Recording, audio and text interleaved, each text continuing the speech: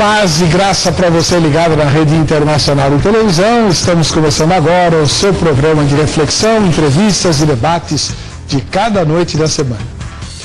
Uma das discussões mais antigas e mais fortes no meio cristão é em relação à manutenção da salvação. Todo mundo nasce pecador, né, porque herda o pecado dos pais desde Adão e Eva. Né? Isso começou com Caim e Abel e não parou mais.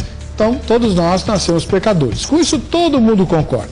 Também, todos os cristãos, verdadeiramente cristãos, concordam que o único meio de se ganhar a salvação é por intermédio da fé no sacrifício que o Senhor Jesus realizou lá na cruz do Calvário. Não existe outro caminho, não existe outro meio. Jesus é o único Salvador, debaixo do céu não há nenhum outro nome dado entre os homens pelo qual importa que sejamos salvos, disse o apóstolo Pedro lá no sermão de Atos capítulo número 2. Né? Então, não existe outro Salvador, não existe gente para ajudar na salvação, nada. Todo mundo concorda com isso. Bem, a discordância começa depois que a pessoa recebe a Jesus como Salvador e torna-se, portanto, filho de Deus, segundo o apóstolo João escreveu no primeiro capítulo do seu Evangelho. A pessoa está salva. Por quanto tempo? Até quando? Dependendo do quê? Os cristãos se dividem entre aqueles que dizem que a obra de salvação foi feita por Deus, portanto ela é perfeita, e Deus garantirá que o salvo mantenha-se salvo. É a tal da perseverança dos santos. Outro grupo de cristãos entende que a salvação, uma vez que é resultado da fé que a pessoa tem no sacrifício de Jesus, é o resultado do seu arrependimento, do seu reconhecimento como pecador e da decisão de seguir a Jesus Cristo como seu mestre e salvador, então essa decisão é do homem. E uma vez do homem, ela pode ser revogada. O homem pode desistir do Evangelho e por isso ele vai perder a sua salvação. Bem, a discussão é antiga e nós vamos retomá-la hoje, mais uma vez, aqui no programa, com pessoas que pensam diferentemente em relação a esse assunto, embora creiam de forma absolutamente sincera na palavra de Deus. E você vai ter oportunidade de tirar suas dúvidas, entre as quais, principalmente aquela de: se a salvação pode de fato ser perdida, como é que eu faço se por um deslize eu vier a cair e acabar morrendo antes de ter tempo de me reconverter e me reacertar com Deus? E se a salvação não pode ser perdida, isso significa que os desviados, sem vergonhas, que um dia aceitaram Jesus e depois saíram por aí aprontando todas, vão estar no céu? Como explicar tudo isso? Eu tenho certeza que as suas dúvidas serão sanadas, assim como as minhas, porque está no ar o Vejam Só.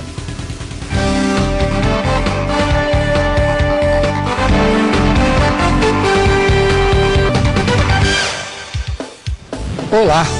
É com alegria que começamos mais esta edição do programa Vejam Só, produzido e transmitido pela Rede Internacional de Televisão para todo o Brasil e também para todos os países que compõem a Europa, América Central, do Norte e do Sul. Todo esse povo recebe o sinal da RIT e é muito bem-vindo aqui ao debate do Vejam Só.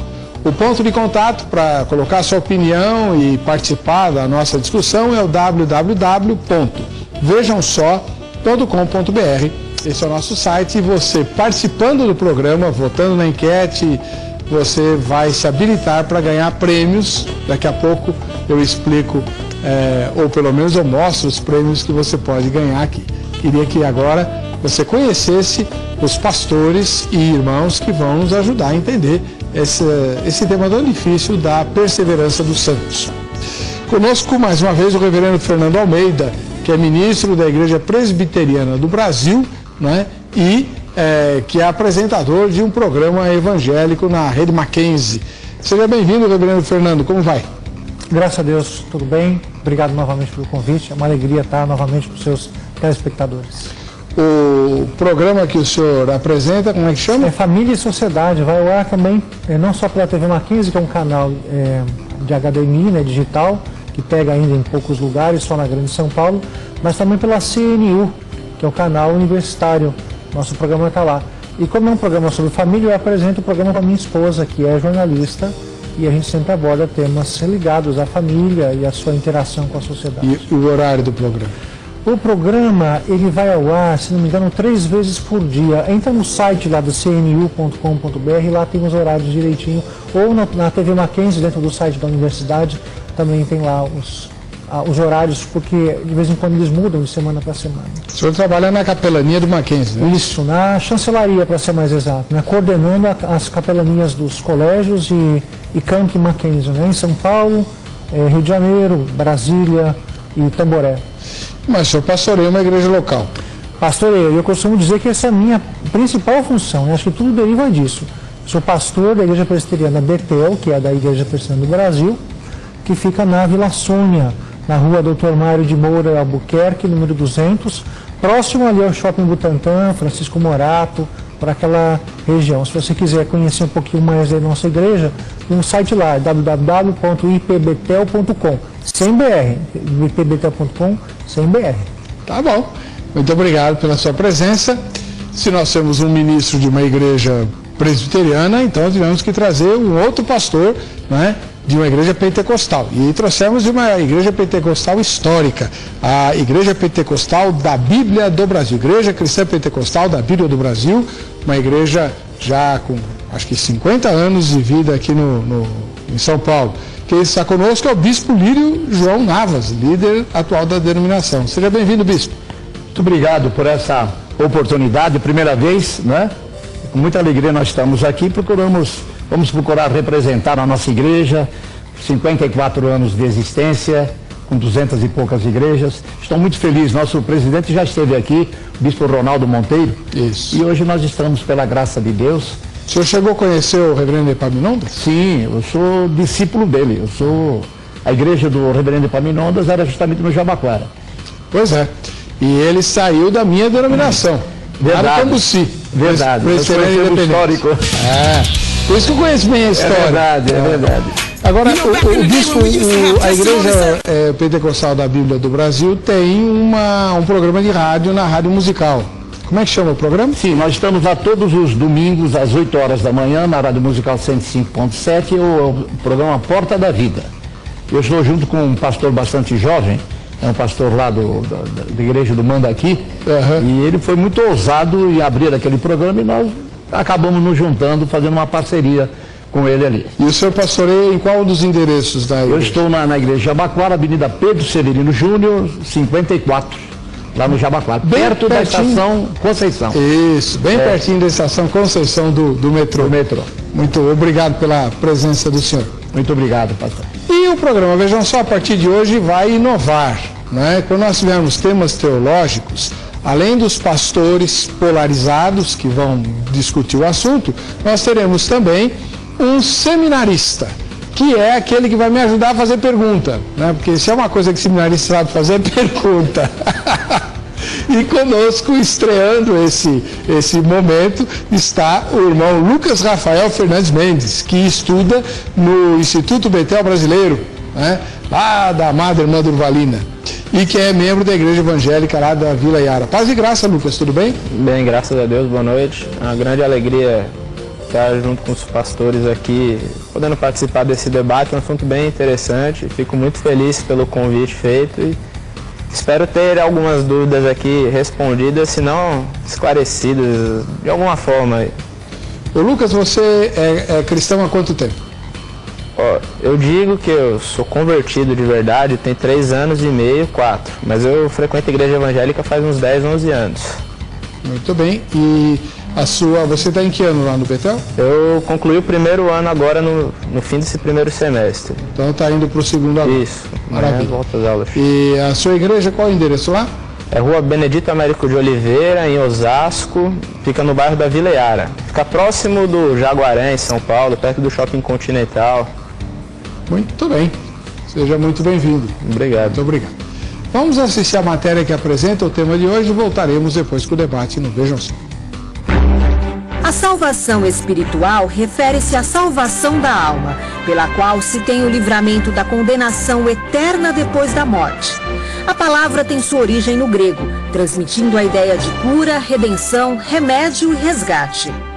A salvação é um dos conceitos mais importantes no cristianismo. Ela é resultado da fé no amor de Cristo, que pagou um alto preço em sacrifício consumado na cruz.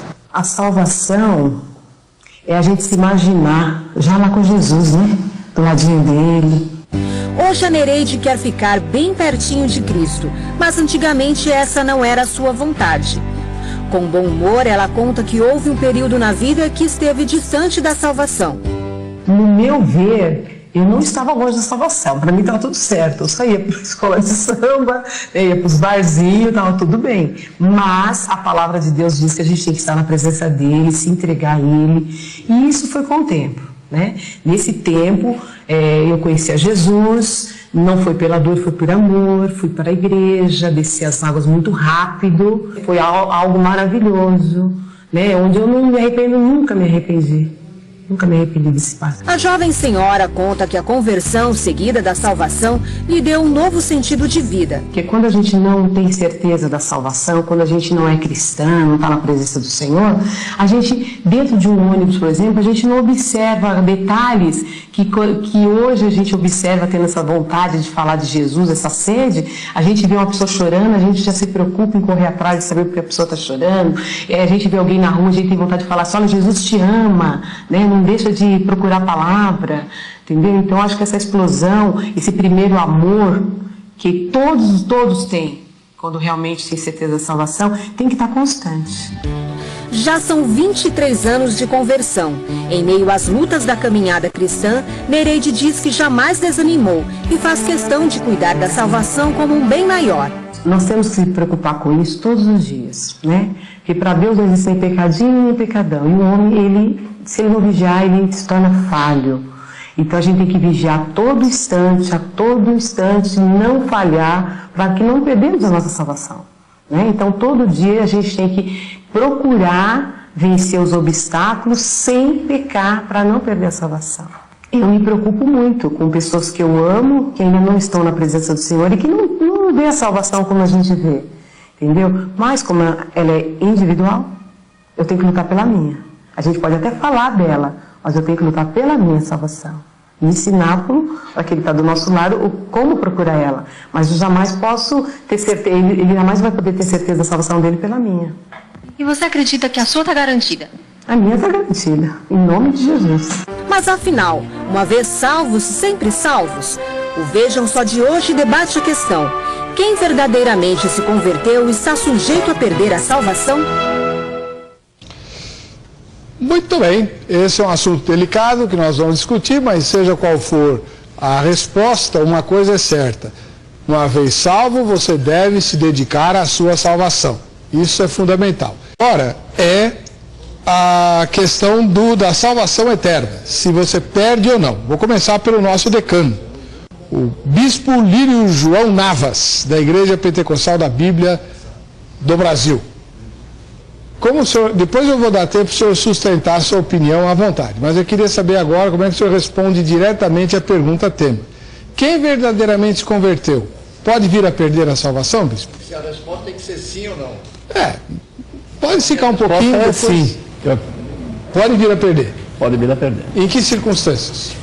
No abandono, no desvio total, né? Nós vimos até uma postura, uma palavra há alguns instantes. Uma pessoa ela pode ter um deslize, quer dizer, um cristão ele pode ter um deslize, né?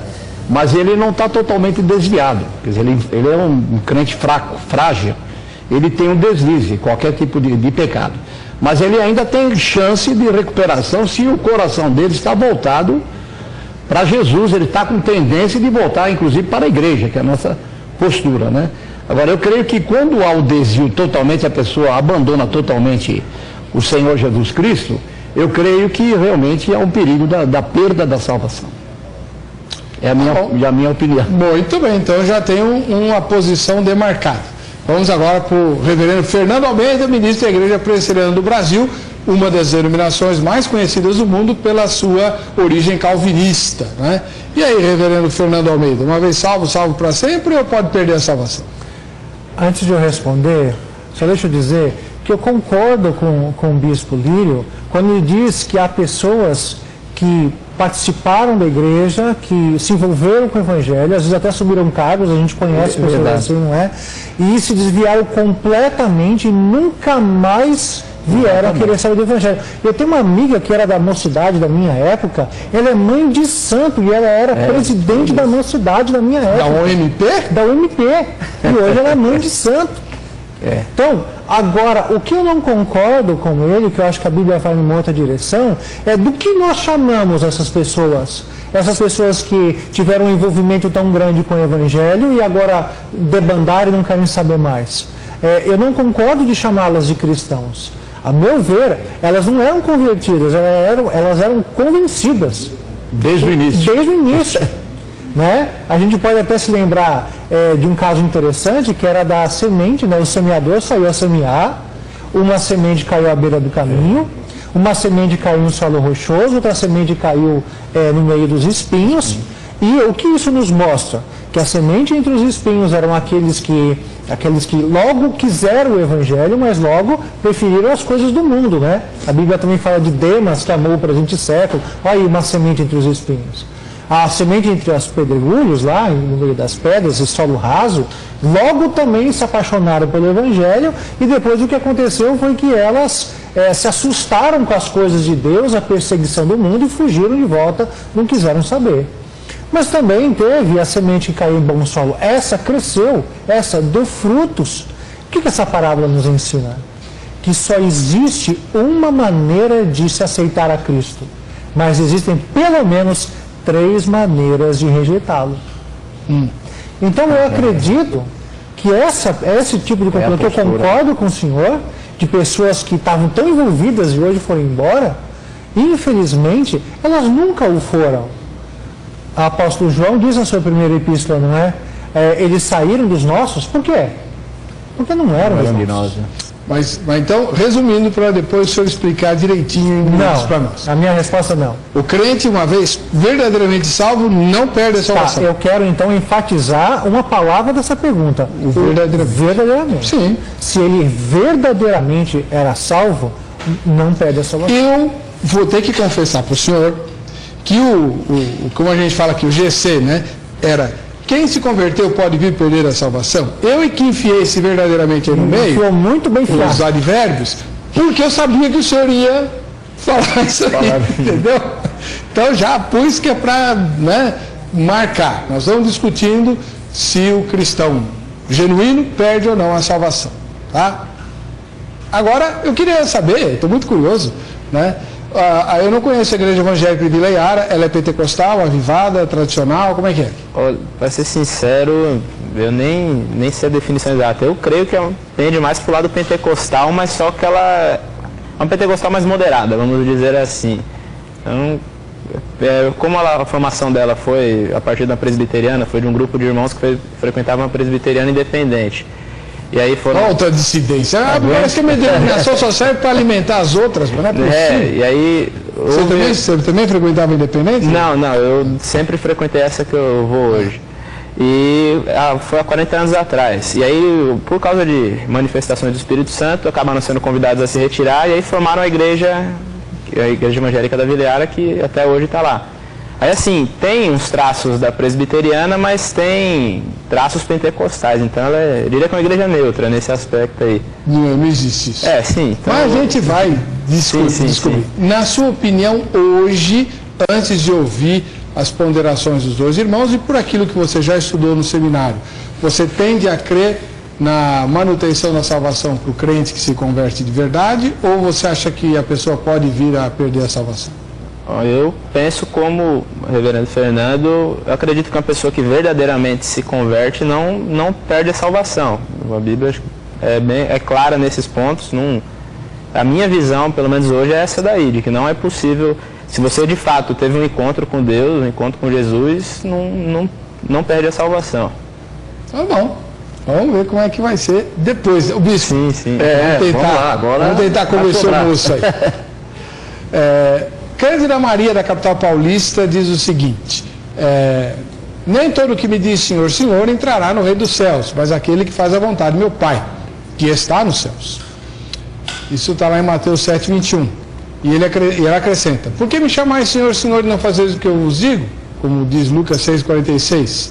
Muitos me dirão naquele dia: Senhor, Senhor, não profetizamos nós em teu nome, em teu nome não expulsamos demônios, em teu nome não fizemos muitas maravilhas? Então lhes direi abertamente: nunca vos conheci, apartai-vos de mim, vós que praticais a iniquidade. Que é outro texto de Mateus capítulo 7. Jesus dizia, pois, aos judeus que criam nele: se vós permanecerdes na minha palavra, verdadeiramente sereis meus discípulos, e conhecereis a verdade, e a verdade vos libertará. João 8, 38 e 32. E para terminar essa colcha de retalhos e versículos da Bíblia que a Cândida mandou, ela acrescenta a exortação de Paulo em Filipenses 2,12b. Desenvolvei a vossa salvação com temor e tremor. Outras versões trazem: operai a vossa salvação com temor e tremor. Esses textos são fortes e parecem indicar que se o crente não vigiar, ele dança. E a salvação dele também.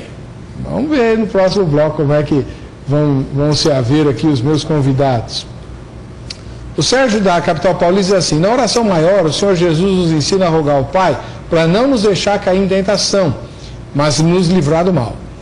Se não houvesse a possibilidade da queda, ele não nos teria ensinado a orar dessa forma. A expressão grega, me eiseneges, ou coisa parecida, significa não permitas entrar em, não nos deixes sucumbir à tentação. Portanto, podemos perder a salvação, mas não podemos culpar a Deus, mas única e tão somente a nós mesmos. Então quer dizer claro, que de acordo com a leitura dele, sempre que se cai em tentação, há perda de salvação. Pelo jeito. É o que ele está dizendo, né? Deixa eu só terminar o e-mail aqui, aí nós vamos para o intervalo e depois a gente já volta discutindo os dois. Diz assim: podemos perder a salvação, mas não podemos culpar a Deus, única e tão somente nós mesmos, como está claro em Tiago 1, 13 e 14. Ninguém sendo tentado, diga, ele está defendendo a ideia, ele pecou, perdeu. Misericórdia. Estou lascado. De Deus sou tentado, porque Deus não pode ser tentado pelo mal e a ninguém tenta. Mas cada um é tentado quando atraído e engodado pela sua própria concupiscência. A graça está simbolicamente sempre de braços abertos para nos acolher. Podemos nos aproximar e abraçá-la, né? E o espaço para a mensagem dele acabou. Muito bem, voltando com o programa Vejam Só. Hoje discutindo a questão da perda da salvação. Eu vou pôr no ar agora a nossa enquete. Você vai entrar no site www.vejamsó.com.br e votar na nossa enquete, que é bastante direta. Você acredita que um salvo pode perder sua salvação? Um salvo, isso é, alguém que se converteu de verdade, ele pode perder a sua salvação? Sim ou não? E tem um não sei também, né? Por exemplo, se você tem dúvidas a respeito dessa doutrina, vota no não sei. Por que é importante você votar? Porque fazendo isso, o seu nome vai para a nossa base de dados e hoje mesmo eu vou fazer um sorteio aqui de um brinde e o seu nome vai concorrer. No bloco anterior, nós lemos algumas mensagens dos telespectadores, né, postadas no site do programa, e que parecem indicar de maneira bastante sustentável ou forte que o crente pode sim perder a sua salvação. Então eu vou começar a fundamentação das posições dadas pelos senhores no bloco anterior com o meu querido colega, né, também presbiteriano, o reverendo Fernando Almeida, ministro da Igreja Presbiteriana do Brasil.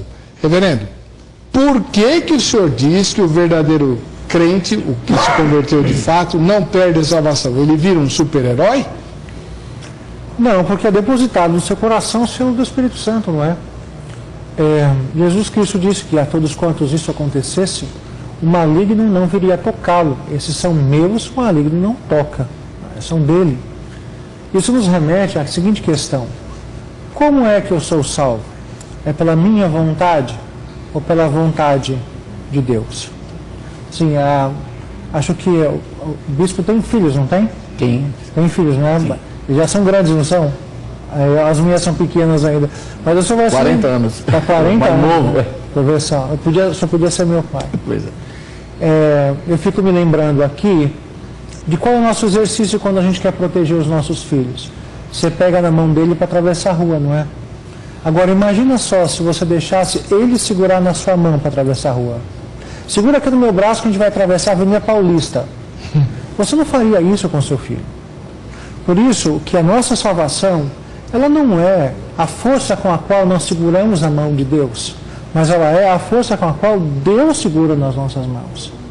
A minha vontade, ela vai variar de cima para baixo.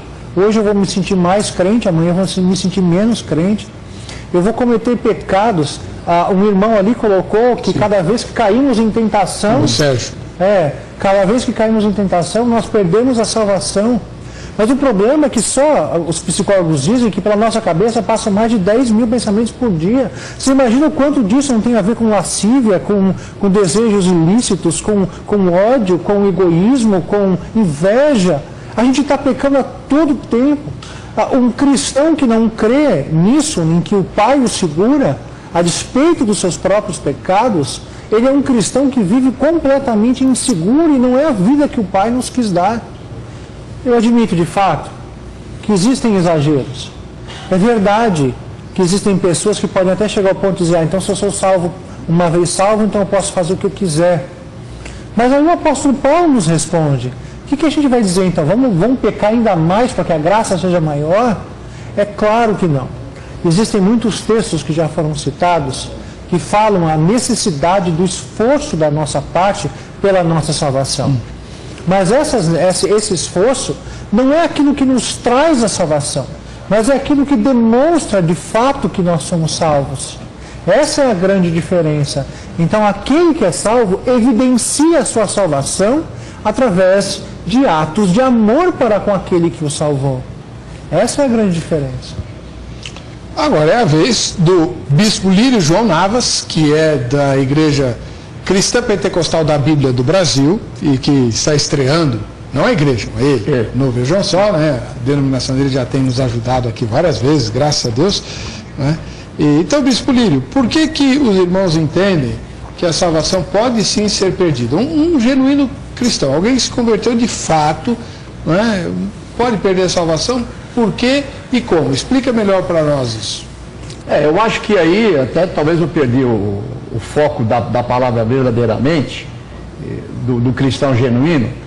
Eu gostaria então agora, a partir desse momento, talvez dividir em dois grupos que estão na igreja. Nós temos uma informação pelo IBGE que hoje nós temos mais de 40 milhões de crentes evangélicos, né, no Brasil.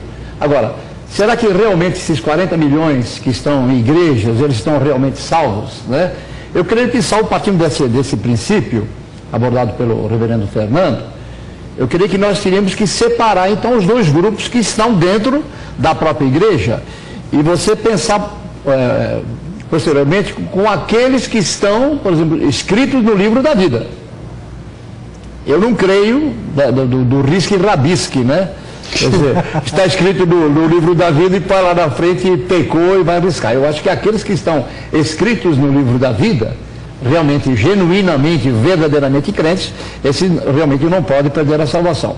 Mas de uma maneira generalizada, daquilo que nós temos hoje nas igrejas, nós somos pentecostais, né? Eu sou pentecostal, nós cremos no batismo com o Espírito Santo, vou defender um pouquinho meu lado aqui agora, o batismo com o Espírito Santo, e a evidência do batismo com o Espírito Santo, né, a segunda experiência do Espírito Santo. Eu creio que a primeira experiência é quando nós aceitamos a Jesus, nós possuímos o Espírito Santo e temos a segunda bênção, chamada no meio pentecostal, daqueles que são batizados com o Espírito Santo e acabam falando em línguas que, ao nosso ver, na nossa linha doutrinária, são aqueles que falam em línguas, a evidência do batismo com o Espírito Santo.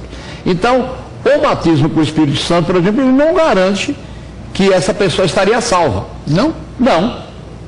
O batismo com o Espírito Santo não garante. Então, uma pessoa batizada com o Espírito Santo, lá para frente, ou como qualquer outra tendência doutrinária, lá para frente ele pode ter uma queda. Então, se lá na frente ele tem uma queda, né, um pecado, o pecado acaba dominando ele e ele realmente deixa a igreja, dentro desses 40 milhões, né, realmente acaba caracterizando que eles não tinham salvação. Então, eu acho que essa a minha linha de pensamento é nesse sentido, né? Não estou voltando atrás. Mas só para deixar bem claro. Estou dentro, Para deixar bem claro. Então, vamos lá. Nesse grupão aí, que o senhor está mencionando, a pessoa frequenta a igreja, foi batizada com o Espírito Santo, não cometeu nenhum deslize grave, nada, está lá. Mas eu vou fazer uma suposição um pouquinho maior. Então, eu estou lá, certo? Se eu viver mais 10 anos, eu vou me desviar e vou abandonar a fé e a igreja. Aí o senhor disse, aí eu perdi a salvação, porque não era verdadeiramente convertido. Tá bom. Mas antes de eu me desviar, mas eu estou lá na igreja, batizado com o Espírito Santo, se eu morrer, eu estou salvo? Sim, se ele não pecou, comprovou-se que ele perseverou. Por exemplo, a palavra aqui que me leva mais a abordar esse assunto é aquilo que está em Mateus 24:13, né? Aquele que perseverar até o fim será salvo. Então, quem é o crente genuíno, salvo, de verdade? É aquele que persevera até o fim. Mas só vai saber no fim. Sim, mas não se durante. ele demonstrar. Não, mas ele tem... Eu, por exemplo, vou dar uma ideia aqui, numa preocupação minha de dar algumas aulas de batismo, né? A gente sempre faz alguma pesquisa, né? Há alguns anos atrás, até formei uma pequena apostila que eu dou na mão do batizando lá. Catecúmenos, como a gente falava. Catecúmenos, né? E eu até encontrei no material do pastor Batista, ele fala sobre 3 estágios da salvação. São 3 estágios. Eu dou isso para os batizandos ali, para os candidatos ao batismo, né? O primeiro estágio é o seguinte: a pessoa é salva quando crê em Jesus Cristo, salvo de verdade, crendo em Jesus Cristo como, né, o Salvador. Cristo morreu na cruz, né? Agora, evidentemente, a partir desse momento, tem que haver uma mudança de vida, né? Tem que andar em novidade de vida, como diz o apóstolo Paulo, né? Capítulo 6 de Romanos, né? Esse é o primeiro estágio. O segundo estágio seria o dia de hoje. Como que eu estou hoje? Eu estou servindo a Deus, como os irmãos, nós estamos servindo a Deus, estamos agregados a uma igreja, estamos orando, servindo a Deus. Hoje nós estamos desenvolvendo a salvação, que a salvação é aquela uma colocação ali, está certa. Nós estamos desenvolvendo a nossa salvação, estamos servindo a Deus de uma forma. Mas, qual é o terceiro estágio? O terceiro estágio é quando nós realmente perseveramos até o fim, e aí a salvação é plena. No terceiro estágio é quando nós somos chamados, né? Seja pelo arrebatamento ou pela própria morte, né? Eu creio quando assim, ela se consuma, então. Quando a salvação, ela é consumida realmente, como o irmão disse, no dia em que nós fomos chamados. Então há uma plena salvação. Então eu acho que todos nós temos que, de alguma forma, demonstrar, né, que a nossa vida vai até o fim. Entendi. Eu acho que a salvação eu tenho que ir até o fim, né? Então essa é a minha postura. Agora, é aquilo que eu estou dizendo, né? Você fazendo um exame generalizado dentro das próprias igrejas, a gente não pode afirmar que todo mundo lá está salvo, né? E até em virtude daquilo que acontece no Brasil, nessa colcha de retalhos que é o Brasil. Tá bom. Deixa eu perguntar uma coisa para o Lucas. O Lucas Rafael Fernandes Mendes é o seminarista. A partir de hoje, quando a gente vai ter uma Bíblia, nós vamos ter um seminarista aqui para nos ajudar no debate e tudo. Antes de ele fazer as perguntas que ele tem, as dúvidas que ele tem sobre esse assunto tão espinhoso, eu queria saber o seguinte, Lucas. Você é membro da Igreja Evangélica de Vila Iara e estuda no seminário, no Instituto Betel Brasileiro, lá com a dona Durvalina, né? Virou um ícone da educação teológica, a dona Durvalina. Bom, na sua primeira fala, você disse que está convertido há pouco tempo, verdadeiramente. Você frequenta a igreja há uns 10 anos, mas se converteu verdadeiramente há... Uns 3 anos e meio. Uns 3 anos e meio por aí. O que é que faz você realizar essa distinção? 10 anos frequentando a igreja, você estava lá fazendo o quê? Esquentando banco? É mais ou menos isso. Assim, eu não condizia com aquilo que eu falava na igreja, que eu servia a Deus, e fora minhas práticas não demonstravam que eu era um servo de Deus.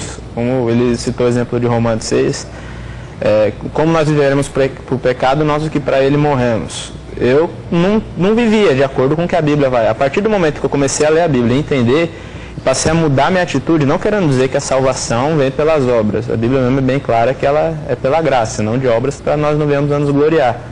Mas a partir do momento que eu comecei a servir a Deus de verdade, continuo pecador, não é? Não quer dizer que desses 3 anos para cá eu virei o cara, não erro mais.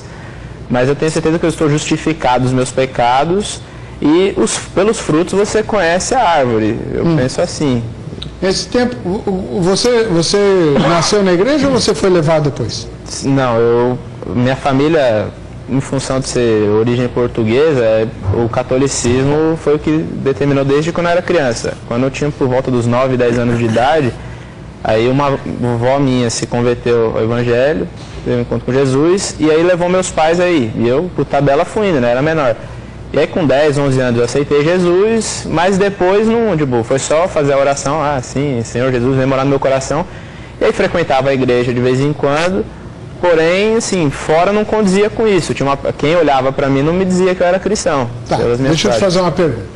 Você se converteu genuinamente há aproximadamente 3 anos e meio. Então, pense em 5 anos atrás, 5, 6 anos atrás. Num período, portanto, algum tempo antes dessa conversão. Você frequentava uma igreja pentecostal, você não orava em línguas, você não cantava, não louvava a Deus? Cantava, louvava o Senhor, participava da liturgia do culto normal, mas referente à oração em línguas, a parte do batismo com o Espírito Santo, não tinha nem conhecimento muito acerca disso, porque eu ia na igreja, era mais o desencargo de consciência, o que muita gente acaba, infelizmente, fazendo hoje na igreja, vai para falar, Senhor, fui lá, me abençoa, não esquece de mim. E é com a visão errada de Deus, como se Deus fosse meu servo e não eu servo dele. Mas eu participava normal da liturgia do culto, quando tinha acampamentos com os adolescentes eu ia, participava das ações, só que não demonstrava em nada. Tipo, eu tinha vontade de agradar a Deus, era mais medo de ser punido do que amor a Deus de fato. Tá bom. E o que determinou o fato de você agora dizer, não, agora eu sou realmente convertido? Acho que a leitura da palavra. Sozinho? Não foi apelo? Não, foi tendo coisas que eu ouvi de professores do seminário, de alguns pastores. Mas você já estava no seminário? Não, eu entrei no seminário faz 1 ano, mas isso foi, a ideia foi formando com o tempo, não foi tipo, eu comecei a ler e falei, é isso. A partir do momento que eu fui lendo, e aí você vai ligando um versículo com o outro, você vê que nós fomos justificados mediante a fé. Nossos pecados foram todos perdoados, apagados. Continuamos sendo pecadores por causa da nossa natureza, mas só que isso já não entra mais em consideração. O nome foi escrito no livro da vida, eu não creio que ele é apagado. Eu não creio que Deus está lá de lápis. Não está escrito a lápis, né? Então eu ia falar isso aí, não foi escrito a lápis e depois passa limpo com caneta por cima. Não sei. Veja só. Sabe uma coisa que eu acho que é importante? É o cristão saber quais os efeitos do pecado na sua vida. Né? Eu estou falando do cristão genuíno mesmo. Nós precisamos entender, nós pecamos sempre, pecamos muito, muitas vezes por dia. O bispo não concorda com o senhor. Nós pecamos o tempo todo, nós estamos pecando. O tempo todo? O tempo todo. Mas aí aquela ideia de santificação é quimera, então? Pois é, nós precisamos buscar lutar contra o desejo do pecado. Mas o pecado, ele habita no nosso coração, não nos levando à morte, mas ele ainda habita o coração. Tanto é que o apóstolo Paulo disse o quê? Miserável homem que sou. Quem me livrará do corpo disso? Né? Quem me livrará a vida desses pecados? Conhece um colega que escreveu uma tese sobre isso. Pois é, aquele que... É verdade. Seu irmão, né? É verdade, é. Aqui semana passada. Aquele que diz que não peca é mentiroso. Não é que diz o apóstolo João? E tem mais, há pecados que a gente não sabe que cometeu. Né? Davi no Salmo 19 diz o quê? Quem é que pode discernir as próprias faltas? Então a realidade de que a gente está chafurdado no pecado, ela é clara em toda a Bíblia. Agora, mas o salvo também está chafurdado no pecado? O salvo também. Bispo, me ajuda aqui. Agora, não, peraí. Agora, o que é importante saber é o que acontece com o pecado na vida do crente. Essa que é a questão. Faz ele perder a salvação ou faz ele perder a comunhão?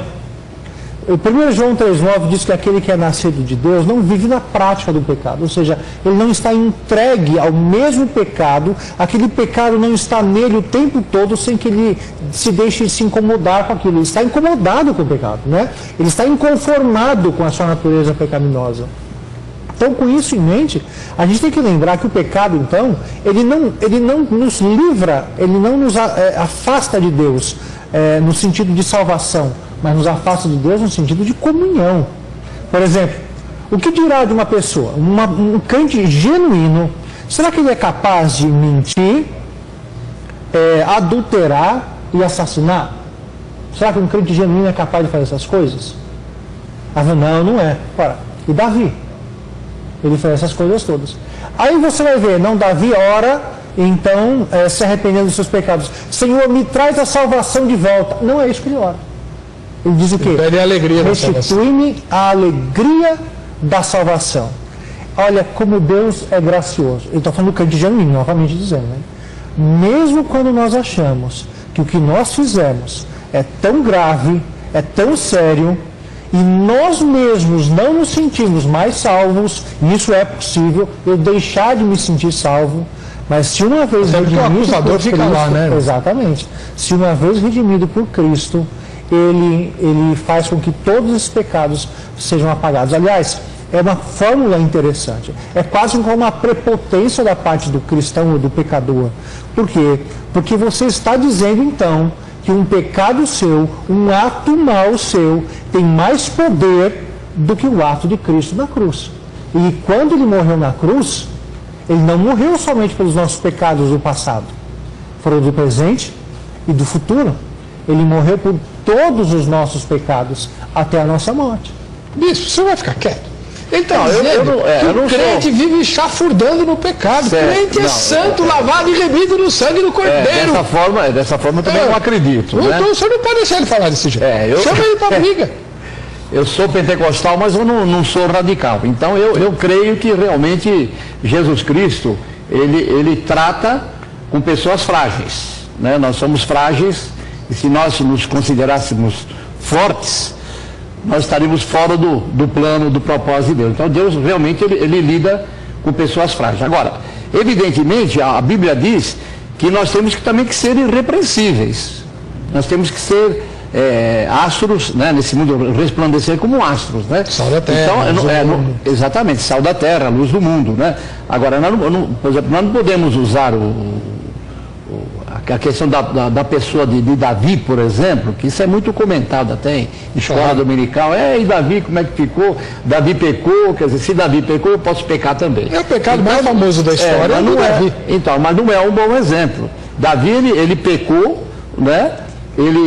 Eu creio que ele foi perdoado, buscou a Deus, né? Ele tem 2 salmos, Salmo 32 e 51, que fala sobre a penitência de Davi. Eu creio que ele foi perdoado, mas ele colheu situações terríveis na própria família dele. Entendeu? Então ele não é um bom exemplo. E também eu acredito também que o crente não vive em pecado. Eu dizia o meu pastor fundador, o pastor Epaminondas, que era de origem presbiteriana independente, ele disse que o pecado é que nem a barba, né? Tem que tirar todo dia, né? Não mexendo aí com o pastor aí que é... Como que eu vou dizer que aquele único homem da Bíblia, chamado homem segundo o coração de Deus, não é um bom exemplo? É óbvio que ele não é um bom exemplo nos seus pecados. Não é um bom exemplo. Arrependimento. Sim, quando essa expressão de um homem segundo o coração de Deus, que ele conseguiu alcançar e conhecer a bondade de Deus, quer dizer, a mansidão de Deus também, que também não era manso, né, derramava muito sangue, mas o pecado dele, ele foi condenado pelo pecado dele, sofreu as consequências. Não é um bom exemplo que se nós colocarmos na mesa... Mas só para fechar essa questão do Davi, eu entendo o homem segundo o coração de Deus para contrastar com o primeiro rei, que era Saul, que também errou, aliás, pecou menos que Davi, diga-se de passagem. E se perdeu completamente. Jacó e Esaú. Então, Saul errou menos do que Davi, mas ele nunca se arrependeu de verdade. Ele se entregou aos demônios, na verdade. Acabou se suicidando praticamente. Se perdeu completamente. Perdeu totalmente. E Davi não. Davi fez coisas escabrosésimas do ponto de vista da santidade, né? E principalmente para quem tinha tanta intimidade com Deus, mas se arrependeu até os ossos da alma, né? Isso aí é muito claro, inegável também. Então é um homem segundo o coração de Deus por causa disso, porque ele se arrependeu, concordo com o senhor. No tempo de comunhão com ele. Por exemplo, vamos aproveitar e pegar um outro personagem, Salomão, né? Salomão foi abençoadíssimo por Deus, né? Deus abençoou ele poderosamente. Ele foi o homem da sabedoria. Você lê o livro de Provérbios, é uma recebeu bênção demais. Não é verdade? Bem Mas depois, demais. desculpa falar, ficou velho e ficou sem vergonha, né? Então. Quer dizer, era muita mulher. Você imaginou 700 esposas e mais 300 concubinas, todas elas falando ao mesmo tempo? Quer dizer, haja cabeça, né? Haja cabeça. Então ele perdeu aquela visão da parte de Deus, entrou ídolos ali, o rei Acabe é outro. Então como é que fica? Até hoje as pessoas se perguntariam, como é que ficou Salomão, né? Como é que Salomão tem salvação, não tem salvação? Nós vamos ver lá no caso ao contrário também, né? Do rei Manassés. Também, o rei Manassés. Mas esse acabou se convertendo, né? Houve uma mudança em vida. O Salomão parece que a vida dele termina. O Salomão termina na bagunça dessa impressão, né? Pela palavra de Deus. O Manassés, ele pecou. Deixa eu perguntar para o seminário, você acha que o Salomão se salvou? Não? Rapaz, essa era uma das perguntas que eu tinha feito. Para responder pessoal. Foi respondida, quase que antes. Aí não foi respondida ainda. Porque... Não, mas você acha que sim ou não? Olha, eu prefiro me manter imparcial nessa resposta aí, porque ele serviu a Deus todo um tempo, só que pelas atitudes dele depois, a impressão de que dá é que tudo aquilo que ele fez antes não valeu de nada, que ele de fato não cria Deus, o coração dele não estava totalmente inclinado a Deus, e Deus que é o nosso coração com totalidade. Mas se ele não tivesse totalmente inclinado a Deus, como é que Deus teria dado a ele tanta sabedoria? Não sei, na Bíblia diz que a chuva veio sobre os justos e os injustos. Mas não, a sabedoria de Salomão, eu nunca recebi nem um quinto dela, se eu tivesse. Mas Deus não se arrepende. Saul, quando estava no encalço de Davi, e vai procurá-lo entre os sacerdotes, Saul, mesmo não sendo crente, profetiza, não é? E como? E Balaão, que não era do povo de Israel, também. Na verdade, eu acho que a questão da conversão de Salomão é uma grande incógnita, né? A Bíblia não fala sobre isso. E se partir por essa ideia, você entra no caso de Judas também, que era um dos 12, que estava ali andando com Jesus, evangelizando tudo. Agora, e aí, a assim, no final, lógico, eu que acho que Deus dá sabedoria e não lança em rosto. Quer dizer, as dádivas de Deus, elas são dadas e pronto. E pronto. Deus não se arrepende, entendeu? É que nem o pecado da gente. Deus lança os nossos pecados para trás das costas dele e acabou. Ele não vai lembrar, isso é coisa, como já foi lembrado, do acusador. O acusador não nos acusa de dia e de noite, diz a Bíblia, né? A gente fica nos acusando dos nossos pecados. Mas os nossos pecados do passado foram perdoados, e eu concordo com o reverendo Fernando, que os atuais também, mas isso também não. A Bíblia, Romanos diz que o pecado não terá domínio em vós, né? Então a briga é uma briga diária pela santificação, né? Romanos é o Evangelho da Graça. Paulo fala aos Gálatas. Agora tem uma outra questão também, Heber, que é o fato da relação Deus e tempo, não é? Porque Deus, ao mesmo tempo que em Cristo ele está no tempo, mas ele está fora do tempo. O tempo também é criação. Então não existe essa questão, né? É como se eu vivesse um dia de cada vez, andando um passo por vez, e Deus tivesse o Google Earth, né? Deus está lá em cima, olhando a história toda ao mesmo tempo. Quer dizer, isso é muito doido na nossa cabeça, porque eu não tenho presente, eu só tenho passado e futuro. O tempo está passando voando por mim. E ele falo, já era. E Deus não tem passado e futuro, Deus só tem presente. Sim. Então, agora imagina, que ao mesmo tempo que Deus está nos vendo aqui, está nos vendo ao lado dele.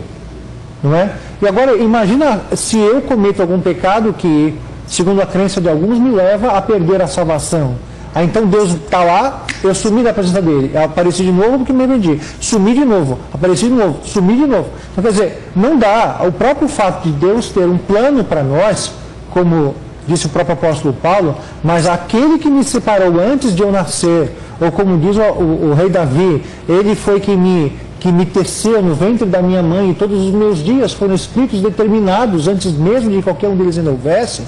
Deus, então, com o seu plano eterno, ou como diz o Jeremias, com o amor eterno com que nos atraiu, ele também é responsável pela nossa perseverança. Então, aí que está. Qual é o meu papel na salvação? Zero. Essa é a minha crença. Tudo vem de Deus. Não fosse vós que escolhesses a mim, eu, pelo contrário, que escolhi a vós outros. E a partir daí, toda a minha participação. Eu sou responsável por obedecer a Deus em tudo aquilo que Ele registrou na sua palavra. Mas e se eu não obedecer? Ora, se eu persistir em não obedecer, quer dizer que a minha declaração de que eu sou salvo, ela era uma declaração equivocada. Eu não era salvo coisa nenhuma. Aí entra a questão do termo apostasia, né? Nós estamos definindo, eu concordo com ele, já desde o princípio eu disse, né, que uma pessoa ela pode ter um deslize, um pecado, né? Eu não acredito que um crente verdadeiro vai matar alguém, né? Agora, de repente, cai no adultério, né? Hoje, a igreja pentecostal vem de um tempo que se excluía as pessoas, né? Se excluía. E ainda eu acredito que hoje tem igreja que se exclui. Fulano lá adulterou com uma moça da igreja ou não, acabava sendo excluído, né? Eu vejo hoje muito pastor falando, puxa, estou arrependido. Não está ligado para mim, não está ligado ao adultério, está ligado ao divórcio. Sim, aí é a questão do entendimento de cada igreja, né? Hoje, por exemplo, você tem casos dessa forma, que hoje nós acabamos abordando dentro do gabinete pastoral. Você chama, então você quer recuperar a pessoa. Antigamente se excluía, eu passei... Simplesmente assim? Se excluía, se excluía com, por exemplo, reunia lá 15, 20 oficiais da sua igreja, presbíteros, diáconos, pastores, né? E debatia-se o assunto, né, do adultério, já se vinha até com um regimento interno na mão, né? Vinha com o estatuto na mão, quer dizer, já era uma condenação de alguma. E aí se abordava aquela questão toda, né? Então passei por coisas, graças a Deus, que isso faz 30 anos atrás, né? E coisas que a gente até se arrepende, porque a nossa vida é uma sequência, é uma escola também, né? Então eu espero que hoje você leva para o gabinete pastoral e você vai procurar aconselhar. Ela também faz parte, ela é o último grau. Acredito que a gente não pode chegar logo de cara e excluir ninguém. Por exemplo, com quem você poderia... Hoje, eu acho que é um adultério, um fato lá, o moço engravidou a moça, aquela coisa toda, né? Que quer casar com véu, quer casar sem véu. Um corrupto. Agora, um corrupto desse, eu acho que deve ser desligado na igreja. Eu ia falar o assassino. Fofoqueiro não, fofoqueiro nós temos todos os dias nas nossas igrejas. Deixa eu, quanto tempo eu tenho? Eu já vou chamar um intervalo, mas antes eu vou deixar uma pergunta para o nosso querido seminarista de plantão, né? Ele está aqui porque ele quer ser pastor. Você quer ser pastor, né, Lucas? Sim, sim. Ele sonha ser pastor. Então, Lucas, imagine o seguinte, que uma jovem da sua igreja, ela, por uma série de circunstâncias muito sérias, ela acabou engravidando indevidamente e está sendo forçada por toda a família dela, da qual ela depende integralmente para sobreviver, a tirar aquela criança, o quanto antes, certo?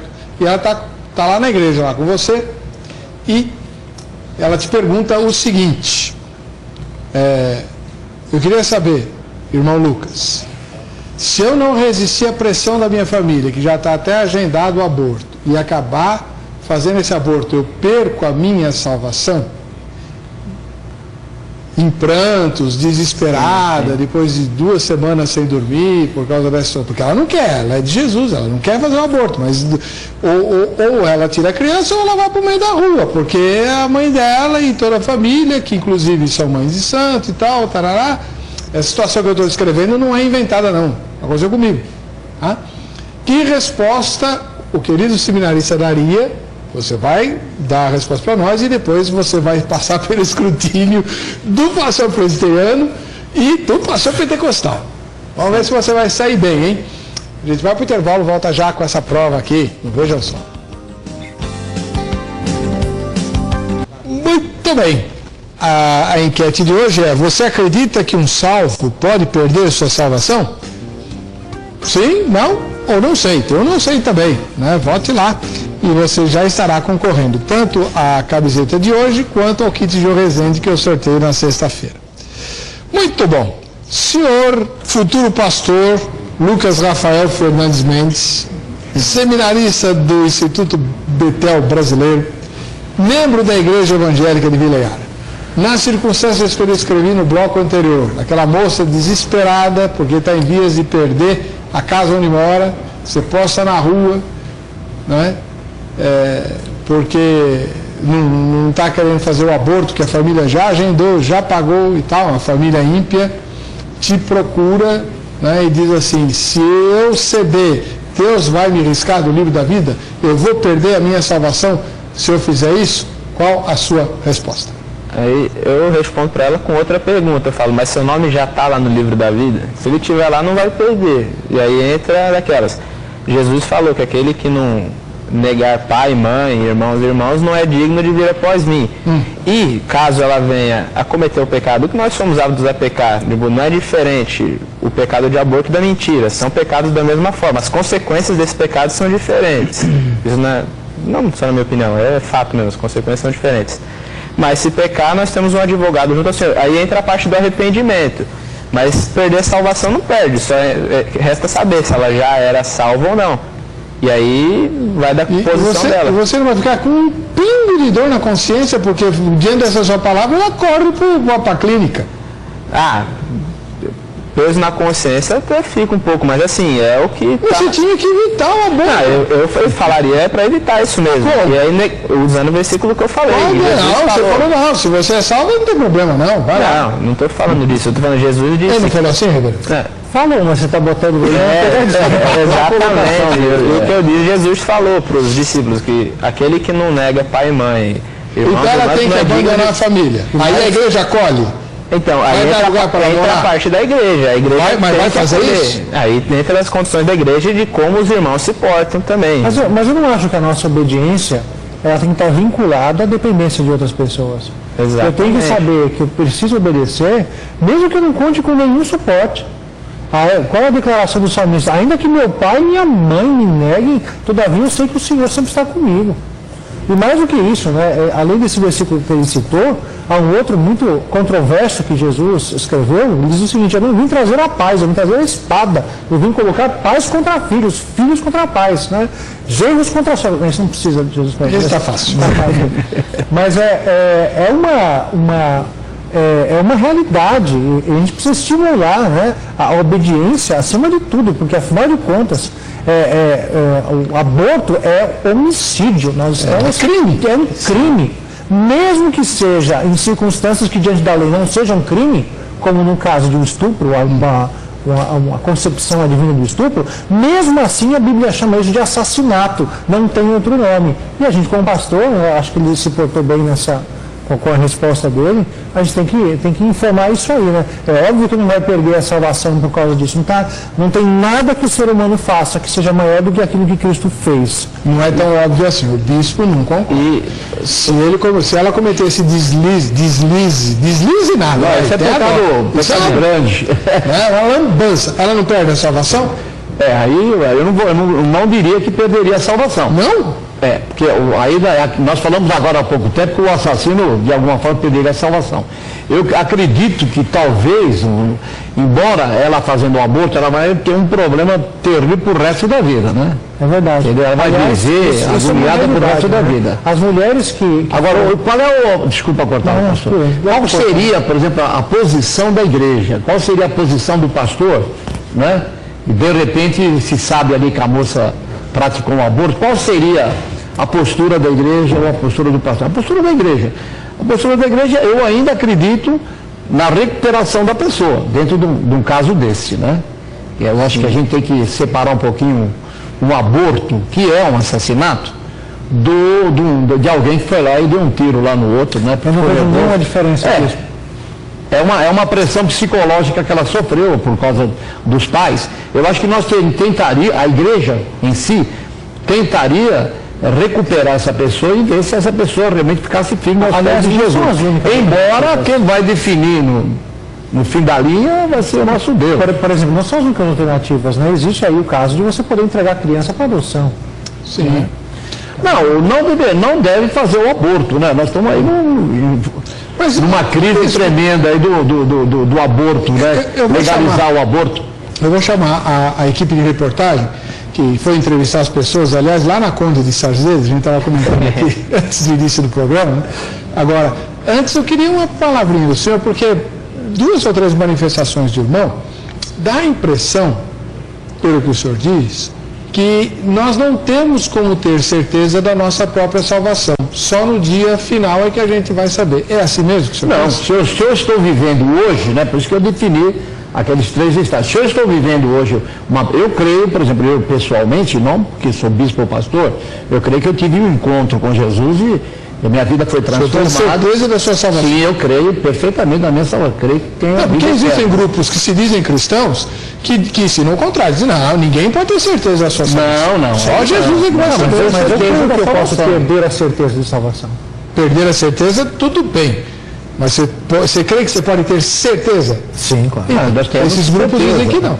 E vivemos como salvo. Quando eu me deixo tomar pelo pecado de tal forma que eu vivo a ideia do filho pródigo, não é? Ele está lá, experimentou do pior, ele volta. Não, eu não sou mais digno de voltar à condição de filho. Eu quero ir para a casa do pai, pelo menos para ser admitido como servo. Né? Então, quer dizer, ele achava que não tinha mais a condição de filho, e, no entanto, por causa da separação do pai, e quando ele voltou, foi recebido com anel, com festa, com a morte de um animal lá para fazer o churrasco, coisa e tal. Então, ele foi restituído, né? Nunca deixou de ser caracterizando mas ele achou que tinha. Mas ele achou que tinha, claro. Caracterizando que Deus lida com pessoas frágeis. É verdade, caracterizando também que mesmo que qual seja a distância que for, sim, há oportunidade de se voltar, né? Essa questão da morte, do aborto, essa daí pegou mesmo. E aí, vamos ver a opinião aí. Né? O senhor excluiria a moça? Então, é aquilo que eu disse de princípio. Hoje, você trata tudo no gabinete pastoral. Hoje não é exclusão. Olha, graças a Deus que há mais de 20, quase 30 anos, que não se exclui uma pessoa. Eu não sei como é que estão as nossas igrejas, né? Nós somos mais de 200 igrejas. No Jabaquara, graças a Deus que não... Há mais de 20 anos, 30 anos, que não se exclui uma pessoa.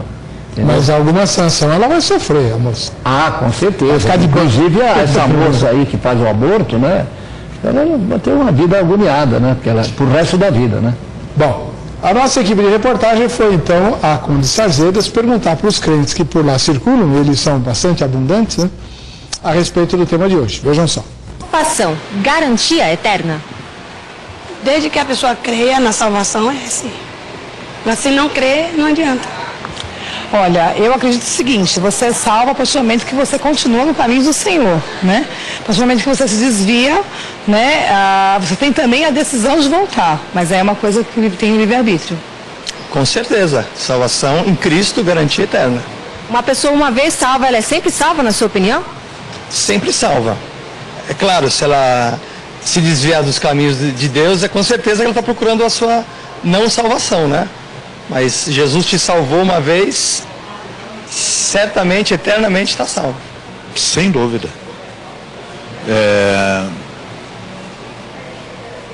A vida passa muito rápida. Os céus e a terra passarão rapidamente. Mas quem está em Jesus tem a certeza de vida eterna.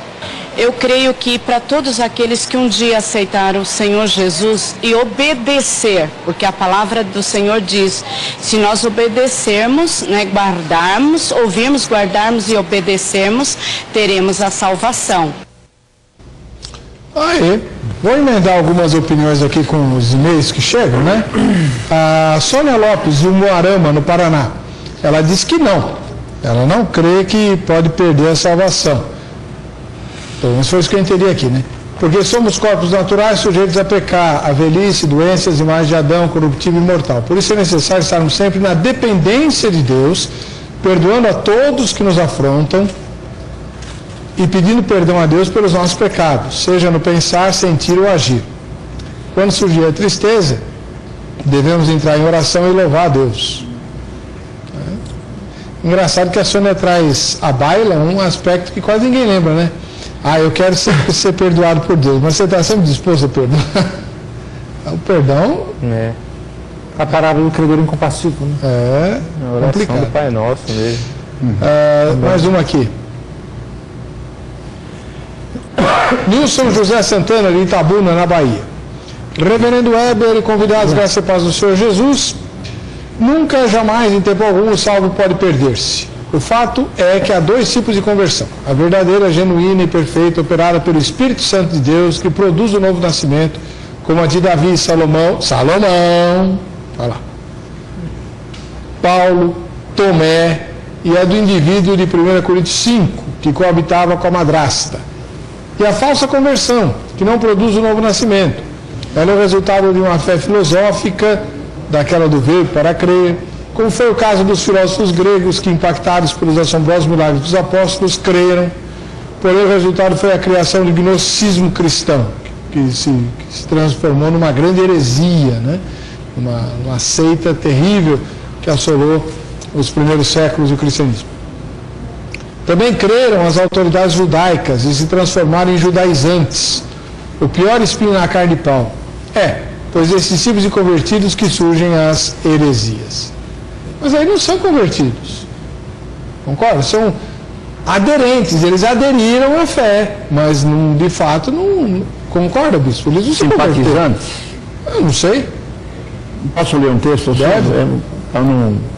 A memória às vezes não ajuda, né? Hebreus 10, 38 e 39, tem uma abertura que diz assim: mas o justo viverá da fé se ele recuar. Aí pega o negócio, né? A minha alma não tem prazer nele. Está falando do justo.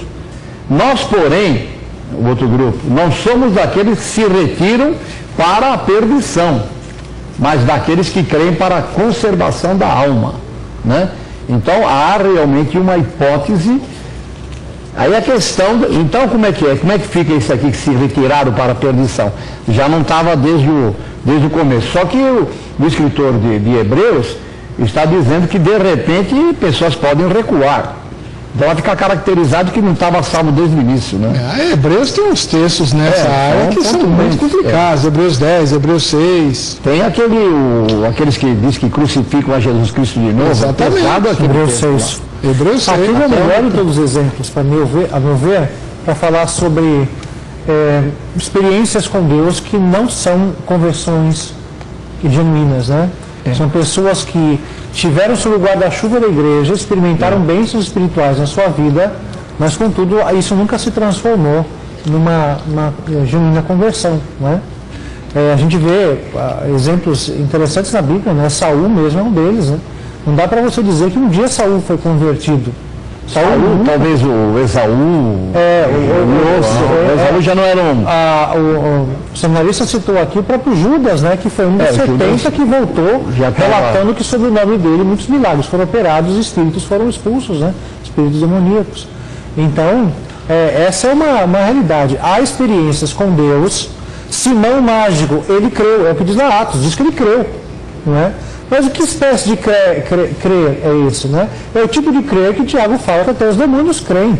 É um conhecimento histórico, é um reconhecimento factual da presença de Deus em alguma coisa, sem que aquilo signifique de fato que Jesus entrou no coração dele e vai dirigir os seus passos dali para frente. Muito bom. Chegou a hora então do Lucas Rafael formular as perguntas para os nossos dois eruditos pastores que aqui estão. Um dia você vai ser um deles. Deus como quiser. um deles. Já é um deles. Amém. Uma dúvida, foi um caso também de um exemplo bíblico. Em Juízes, relata a história de Sansão. Deus escolheu ele, operou um milagre para ele nascer, veio de uma mulher estéril. E Sansão fez proezas através do Espírito do Senhor que estava nele. Mas no capítulo 16, quando ele acabou, em função de sua paixão, pecando novamente, ele diz no versículo 20 que o Espírito de Deus se retirou dele, ele não percebeu. E mais futuramente Sansão se arrependeu e destruiu os filisteus. Esse caso de Sansão, que o Espírito de Deus se retirou dele, essa pergunta é uma dúvida minha, não vou nem dar opinião sobre isso aí, eu queria ouvir dos pastores. Caracteriza uma perca de salvação, essa retirada do Espírito de Deus dele? Começar pelo bispo. Não, porque a manifestação do Espírito Santo no Velho Testamento era de vez em quando, era de momento, né? Pelo menos na ideia, enquanto ele estava com o cabelo comprido, dá essa impressão que ele estava cheio do Espírito Santo. Mas nós entendemos que a manifestação do Espírito Santo no Velho Testamento é uma manifestação, vamos dizer, de vez em quando. Estou procurando uma palavra aqui, mas isso bem. Não é uma presença contínua. Era intermitente. Intermitente. Não é uma presença contínua que nem agora. Nós possuímos o Espírito Santo, né? Agora, o Sansão, ele era mulherengo. Sim. O problema dele era da carne mesmo, né? A inclinação dele carnal, ele teve as suas aventuras. Mas se subentende, então é aquela questão, fulano lá se perdeu, foi lá para o pecado. Mas se ele volta e se arrepende, porque ele se arrependeu. No sofrimento ele se arrependeu. Então, por exemplo, o retorno do espírito ou da força aquele que ele teve de derrubar ali, aquele templo ali, dá a entender plenamente que ele voltou para Deus. Né? Houve uma volta de Sansão para Deus. Então ele perdeu. Não caracteriza perder a salvação. Ele perdeu uma manifestação do Espírito Santo como Davi. Ele reclama, não recebe de mim o Espírito Santo. Hein? Quando é que a pessoa perde a salvação, então? Quando há apostasia. Pô, e Sansão não apostatou? Não, ele desviou-se, aí é a questão do deslize. É o pecado que ele se recuperou, ele foi recuperado, ele foi perdoado. Entendi. Quando ele clama ali no moinho ali que ele está empurrando, Senhor, e o cabelo dele também foi crescendo, né, paralelamente, ele fala, Senhor, dá-me a oportunidade de eu reparar o meu erro, e foi quando ele mata mais filisteus na morte dele. Eu creio que aí houve uma recuperação, embora pertinho da morte, né? Está que nem o ladrão da cruz. Né? Foi no último. No último momento. Não foi no último, foi no primeiro. Do Sansão? Não, no ladrão da cruz. O ladrão da cruz. Foi o primeiro e último, né? Exatamente. Dizem que o pessoal inventa ou é verdade? Diz que o ladrão da cruz foi o primeiro a entrar no paraíso, né? Antes de nós, né? Bom, eu acho que Jesus disse que ele foi para lá. Foi para lá. Mas deixa o ladrão para outro tema. Eu quero saber de Sansão. E aí? Então, olha, o Antigo Testamento não tem só a questão da intermitência do Espírito Santo, mas como também o motivo pelo qual ele habitava as pessoas. No momento, Samuel foi voz de Deus para rejeitar Saul como rei. Quando Samuel foi ungir Davi rei, no momento em que saiu o espírito de Saul, entrou o espírito em Davi. Não é? Isso quer dizer o quê? Que aquele Espírito Santo significava salvação? Não. Significava a capacidade dada por Deus para eles serem bons reis, exercer o reinado. Tanto é que você vai ver, daquele momento da unção de Davi em diante, Saul queda abaixo, faz uma bobagem atrás, já vinha fazendo, mas depois de perder o Espírito Santo, aí então é derrocada, chegando ao ponto de até consultar uma pitonisa, a Meg de Endor lá. Né? Com Sansão foi a mesma coisa. Qual o problema? Que quando se cortou o cabelo, se cancelou o voto de nazireado que ele havia feito, não é? O cabelo dele cortado. Então isso aí era um voto, e o voto foi quebrado, e Deus tirou dele a condição de ser juiz, ou pelo menos o poder sobrenatural vindo do alto, que era a força, para que ele fosse o juiz e libertasse o povo dos filisteus, que era o povo daquela época. Da mesma forma, olha que coisa interessante, nós vemos lá, em Deuteronômio, se não me engano, que quando Israel está saindo do deserto, está lá no deserto, e Deus manda que eles construam um tabernáculo, diz que o Espírito Santo se apoderou de Bezalel e o encheu de capacidades e dons para trabalhar em todas as artes para que o tabernáculo saísse. Então é essa a questão. O Espírito Santo, ele era não só intermitente, mas como também a sua habitação, o ser humano como receptáculo é para dotar com um fim específico. Mas a pergunta do irmão Lucas, reverendo, tem a ver com a questão da salvação. Sansão perdeu ou não a salvação? Não, justamente isso que eu estou falando. Que a questão da entrada ou saída do Espírito Santo não tinha nada a ver com a salvação. Ele se manteve salvo? Se manteve apesar de mulherengo, sem vergonha? Exatamente. Foi recuperado, né? Eu falei um pouquinho de pimenta, né? Alguns minutos atrás eu disse um negócio que talvez muito crente pentecostal fica agarrado lá na questão do batismo com o Espírito Santo, né? Sobre batismo, falo língua, oro em línguas, aquela coisa de pentecostal. E eu falei que também isso não salva.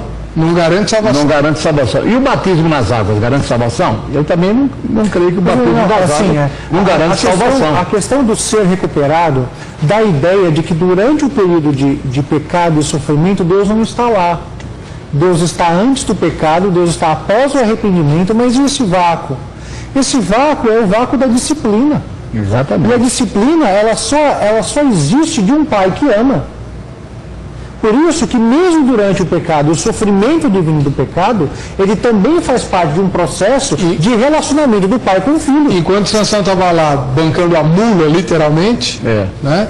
Moendo lá para os filisteus, Deus estava lá com ele. Exatamente. Ele não sentia, mas Deus estava lá com ele. Exatamente. Deus estava trabalhando com ele ou tratando com ele, né? Através do cada volta que ele trabalhar, ele pensava. Foi ali. Agora, então, esse é o caso daquele que vai voltar. Né? Do mais uma que vai pergunta, voltar. doutor seminarista. Essa seria um pouco mais para o pastor aqui, com a visão calvinista, mas pode responder também, acho que pode legal ouvir sua opinião. Sendo Deus amoroso, misericordioso e bondoso, uma das pessoas, é possível que ele tenha predestinado alguns para o inferno já desde o início? Já desde o início que ele vê uma criação dele já indo para lá? Ainda existe esse tipo de calvinismo, reverendo? Da dupla predestinação, né? Predestinação e preterição, né? Eu vejo assim, o ser humano não vai para o inferno. É óbvio que Deus é o agente principal de todas as coisas. Sim. Mas eu creio que a nossa visão tem que estar focada no fato de que o ser humano vai para o inferno porque ele preferiu o inferno. Porque Deus criou o ser humano para a eternidade. Não é? Até hoje, né, Salomão diz o quê? Que Deus criou o ser humano e colocou no seu coração o desejo pela eternidade. Então, o caminho do inferno é o caminho natural. O problema é que muitos creem que o ser humano nasce na neutralidade. Eu não sou nem bom nem mal, e quando eu cresço eu vou optar se eu vou para o inferno ou se eu vou para o céu. Né? Então não é essa a questão. O ser humano não nasce nem bom nem mal. Sim. Davi novamente nos ajuda, né? Dizendo o quê? Em pecado me concebeu minha mãe. Isso é muito sério. Concepção não é nem sequer nascimento. Concepção quer dizer que no momento que o espermatozoide do pai dele fecundou o óvulo da mãe dele, ali ele já era um ser pecador. O salário do pecado é a morte. Se a morte não fosse natural ao ser humano desde o seu nascimento, os bebês eram imortais. Sim, sim. Entendeu? Então é aí que está. Deus, sim, teve amor e compaixão pelo fato de não permitir que todos caminhassem pelos seus caminhos naturais. E a esse, sim, Deus elegeu um povo que no Antigo Testamento se chamava Israel, no Novo Testamento se chama Igreja. Agora, Lucas, você tem alguma pergunta para os arminianos? Sim. Os arminianos creem muito na parte da salvação é pela fé. Deus não diria que fica de lado, mas a parte principal cabe ao homem. Isso, então assim, qual a participação do homem na salvação? É aquilo que eu estou defendendo desde o início, é a conservação da sua salvação. Ele aceita, quer dizer, voltando um pouquinho do assunto da predestinação, você vai encontrar a expressão predestinação na Bíblia, né? Algumas vezes. Como é que fica? Um é salvo, outro não é salvo? Deus separou. Nós não podemos entender assim, porque há alguns textos bíblicos que diz que Deus quer que todos venham ao arrependimento. Mas o que é todos? Todos, toda a humanidade. Cada pessoa sem exceção? Não, mas Jesus não diz que, a Bíblia não diz que Deus amou o mundo de tal maneira. Mas o que é o mundo? O mundo são as pessoas. Cada pessoa sem exceção? Com a criação de Deus. Eu creio que a criação. Deus amou a todos. Deus ama lá o muçulmano. Você está lá no almoço, está com a sua família, aí a sua esposa pergunta, todos já chegaram? Ela está esperando que 6 bilhões de pessoas estejam no almoço com vocês? Não é assim. A questão é que na Bíblia sempre existe a palavra mundo, a palavra todos, para contrastar que agora, na nova dispensação em Cristo Jesus, o Evangelho não é mais só dos judeus. Por exemplo, seria esse o Salvador do mundo? Pergunta a mulher samaritana conversando com seus compatriotas. O que ela quer dizer? Que seria esse, então, aquele que viria redimir não só judeus, mas, como diz lá o texto do Apocalipse, diante do trono estavam pessoas de toda raça, tribo, povo, língua e nação? Essa é a questão. Quando o Novo Testamento coloca todos, mundo, são duas palavras que precisam ser interpretadas dentro do seu contexto. E elas querem dizer exatamente isso. Pessoas de não só de um único nicho, de um único povo, mas pessoas de todos os povos. Sim, a salvação para todos. Quer dizer, qual é a nossa... Aqui, o que é que nós, por exemplo, igreja, hoje estamos negligenciando? A pregação do Evangelho. Nós não saímos para fora das quatro paredes, nós não evangelizamos. E Atos 1:8 diz que o batismo do Espírito Santo, que também até muitos pentecostais não entendem, pensam que é só para ficar falando língua dentro da igreja. Isso nós tem que sair para fora, tem que pregar o Evangelho. Agora, se vai até os confins da terra, por que Jesus mandou ir até os confins da terra? Pregar o Evangelho para todos. Quer dizer, Deus amou o mundo de tal maneira... Quem quiser que aceita. Sim, aí que está. Então, esse é o perigo da predestinação, né? que entra essa questão de uma vez salvo, para sempre salvo.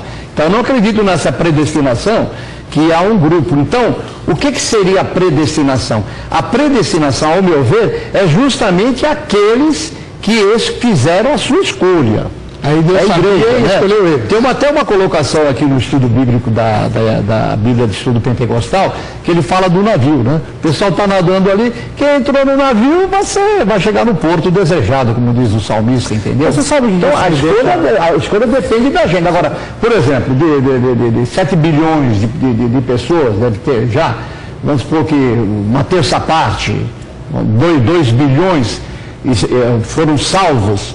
Será que aqueles 2 bilhões estavam predestinados por Deus para ser salvos? Quer dizer, como é que é esse Deus então?